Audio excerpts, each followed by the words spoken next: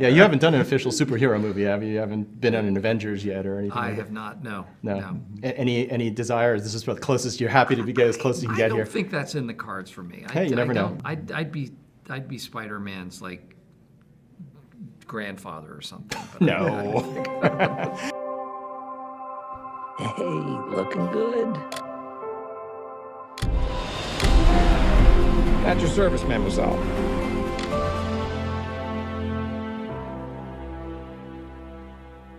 Hey, this is Rodney here with the Atlanta Journal-Constitution. I am here with Robert Zemeckis and Steve Carell. Steve is starring in a film that Zemeckis has created called Welcome to Marwen.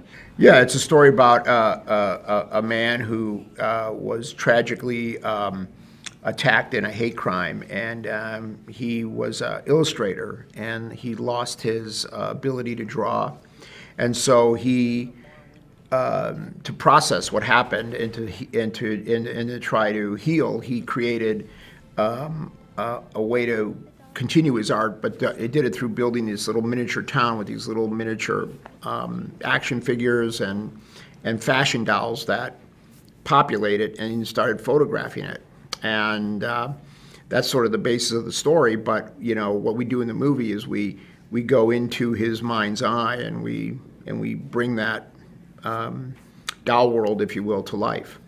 What was the challenge as an actor? This is clearly very different from, say, Beautiful Boy, even Vice. I mean, you're playing two characters, right? Mm-hmm. In a sense.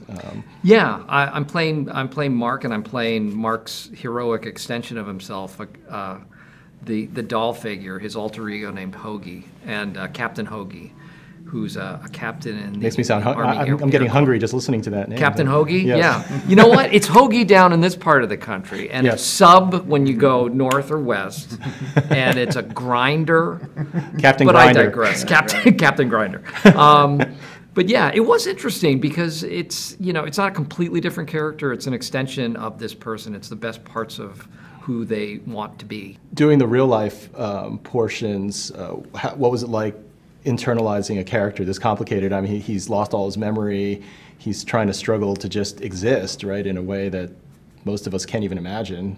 Yeah. Hope we never go through that type of trauma. Yeah, and really not feeling sorry for himself either, because the real guy, the real Mark Hogenkamp, has such a great sense of humor, and even though he lost so much, he gained so much through his art and through the healing that he did because of that. And it was an interesting thing to try to do because he's a complex guy. He doesn't have a memory of his life before this accident, so he's kind of new to the world in a lot of ways, and he's just trying to figure things out as he goes.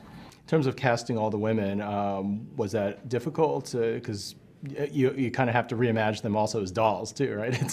Yeah, no, no, I actually was able to put together a dream cast. I mean, everybody that I asked to do the movie said yes. So I mean, it was fantastic. I got the cast that I have in this movie of the women is I think sensational. They're just great. Well, this is coming out right before Christmas. I mean, it's got inspiring elements. Do you hope that this is something that people might take their family to? Listen, it's different, I mean, right.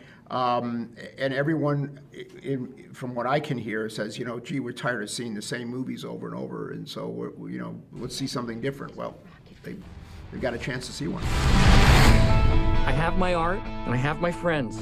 I have hope, and I'll be okay. Hell yeah. That's kind of violent. But at least the Nazis are dead.